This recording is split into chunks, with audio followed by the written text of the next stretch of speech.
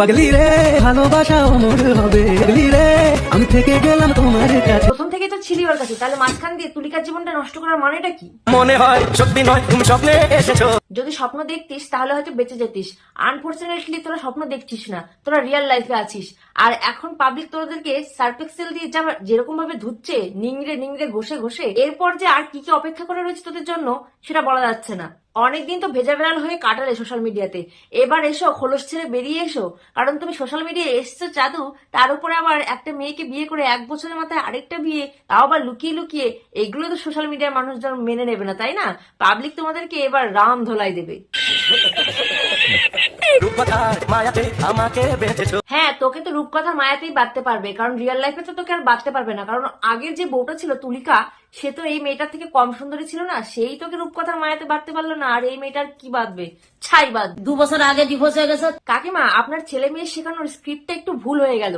ডিভোর্সটা 2 বছর আগে হয়নি, 2 বছর আগে তুলিকা চলে গেছিল। তো ডিভোর্সটা হয়েছে গত মার্চ মাসের 6 তারিখের পরে গিয়ে। আর এই প্রমাণটা তুলিকা নিজের ভিডিওতে প্রমাণ সহ দেখিয়েছে। 4 মাস ধরে তাকে বুঝিয়ে একটা মেয়ে দেখে আমি বিয়ে দিলাম। ও আচ্ছা, 4 মাস ধরে বুঝিয়ে সুঝিয়ে আপনার ছেলেকে বিয়ে দিলেন। তা কাকিমা বলছি, তুলিকার সাথে সম্পর্ক থাকাকালীন আপনার ছেলের স্টোরিতে ওই মেয়েগুলোর ছবি কি করে আসলো কাকিমা? সাথে আপনার এই নতুন বৌমার ছবিও ছিল। তা তোমরা কি চাও না আমার ছেলের সংসার করুক? এ মা কাকিমা, আমরা কি আপনার ছেলে সংসার করুক বা না করুক এটা চাওয়ার? ওটা ভাবার জন্য আপনার গুণধর ছেলেই যথেষ্ট, আমাদের ভাবার কোনো দরকার নেই। আর চিন্তা করবেন না, আপনি বছর বছর এক একটা বৌমার মুখ দেখবেন এখন থেকে। নিজের থেকেই ডিভোর্স দিয়ে চলে গেছে। এতদিন জানতাম একটা ছেলে আর একটা মেয়ের মধ্যে বিয়ে ভাঙলে পরে সেই ছেলেটার মেয়েটার সম্মতিতেই ডিভোর্স হয়, কিন্তু এটা তো জানতাম না যে মেয়েটা চাইলেই একাই ডিভোর্সে সই করে চলে যেতে পারে। মানে বলতে চাইছেন তুলিকা একাই ডিভোর্সে সই করে চলে গেছে, আপনার ছেলে ডিভোর্স দেয়নি।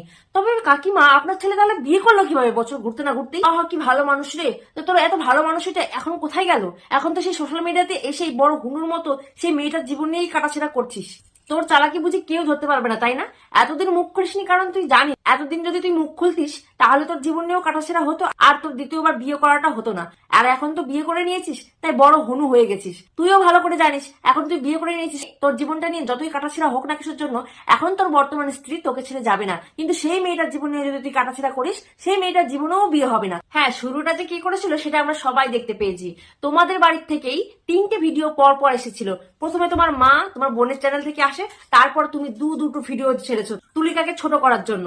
ওদিকে তুলিকা একটাই ছবি পোস্ট করেছিল, তাও আবার নিজের ছবি, এমন একটা ক্যাপশন দিয়ে যে ক্যাপশনে তোমাদের কোনো নামই নেই বা তোমাদের কোনো কথাই বলেনি। কিন্তু তোমরা যে ভিডিওগুলো পোস্ট করেছো প্রত্যেকটাতে তোমরা তুলিকার নাম নিয়েছো, তুলিকাকে বুঝিয়ে দিয়েছো যে তুলিকাই ওইটা। যদি ওকে নিয়ে বলা কথাগুলো তোর সত্যি হতো তাহলে অবশ্যই আমরাও